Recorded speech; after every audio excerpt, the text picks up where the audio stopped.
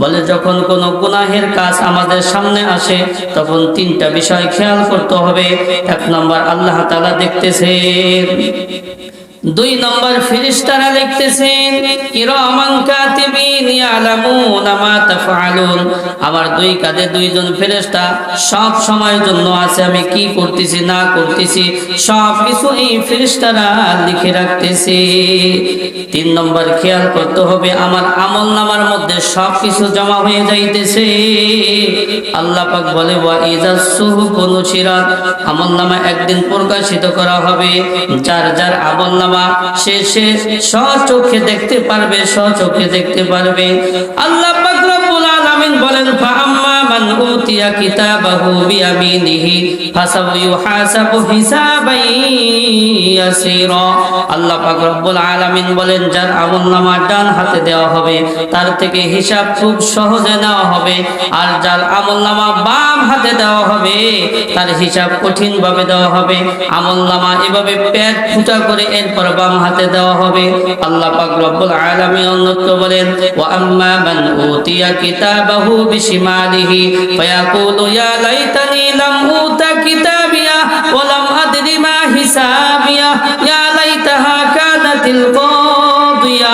আল্লাহ পাক রব্বুল আলামিন বলেন, যার আমলনামা বাম হাতে দেওয়া হবে ওই দিন হাসরের ময়দানের দিন সে আফসোস করে করে বলবে, হায় আমার আমলনামা যদি নাই দেওয়া হইতো, মৃত্যুই যদি আমার শেষ হয়ে যাইতো, মৃত্যুই যদি আমার জীবন শেষ হয়ে যাইতো, আমার আমলনামা যদি নাই দেওয়া হইতো, আমার হিসাব নিকাশ যদি না হইতো, তাহলে কতই না ভালো হইতো।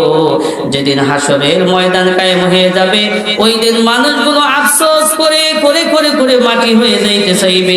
আল্লাহ পাক রব্বুল আলামিন বলেন, ইন্না আনজারনাকুম আযাবান করিবা, ইন্না আনজারনাকুম আযাবান করিবা ইয়াওমা ইয়ানজুরুল মার'উ মা কদ্দামাত ইয়াদাহু ওয়া ইয়াকুলুল কাফিরু ইয়া লাইতানি কুনতু তুরাবা।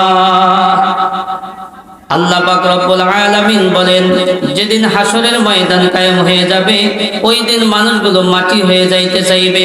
হযরতে আবু হুরায়রা রাদিয়াল্লাহু তাআলা আনহু থেকে বর্ণিত, তিনি বলেন, যেদিন হাসরের ময়দান কায়েম হয়ে যাবে আল্লাহ পাক রব্বুল আলামিন পৃথিবীর শুরু লগ্ন থেকে শেষ পর্যন্ত যত চতুষ্পদ প্রাণী, যত প্রাণী আশরাফুল মাখলুকাত, সব প্রাণীদেরকে আল্লাহ পাক রব্বুল আলামিন একত্রিত করবেন। এরপর আল্লাহ পাক রব্বুল আলামিন বিচারের ময়দান কায়েম করবেন। আল্লাহ পাক রব্বুল আলামিন প্রাণীদেরকে বলবেন, কোন প্রাণী যদি কোন প্রাণীর উপর জুলুম করে থাকে তাহলে আল্লাহ পাক বলবে, আজকে প্রতিশোধ নাও। হাদিসের মধ্যে আছে, আল্লাহর হাবিব বলেন, যদি শিংওয়ালা একটা প্রাণী শিংবিহীন একটা প্রাণীকে গুতা দিয়ে থাকে, আল্লাহ পাক রব্বুল আলামিন বলবে, আজকে তুমি গুতা দিয়ে প্রতিশোধ নাও। যখন তাদের বিচার হয়ে যাবে আল্লাহ পাক রব্বুল আলামিন বলবেন, কুনতু তুরাবা, তোমরা সকলে মাটি হয়ে যাও। ওই দিন মানুষগুলো আফসোস করে করে করে করে বলতে থাকবে, হায় হায়, আজকে আমরাও যদি মাটি হয়ে যাইতাম, আমাদের জন্য যদি জান্নাত জাহান্নাম কিছুই না থাকতো, আমরা যদি মাটি হয়ে যাইতাম, আমাদের তাইলে হিসাব নিকাশ দিতে হইতো না, কতই না ভালো হইতো। যখন কোনো গুনাহের কাজ সামনে আসে এই তিনটা কাজ খেয়াল করতে হবে। এক নম্বর, আল্লাহ তাআলা দেখতেছে। দুই নম্বর, ফেরেশতারা লিখতেছে। তিন নম্বর, আমলনামার মধ্যে সব কিছু জমা হয়ে যাইতেছে। যখন এই তিনটা বিষয় কোনো আল্লাহর বান্দা বান্দি চিন্তা করতে পারবে, আল্লাহ চাহে তো তার জন্য ওই গুনাহ থেকে বেঁচে থাকা সহজ হয়ে যাবে।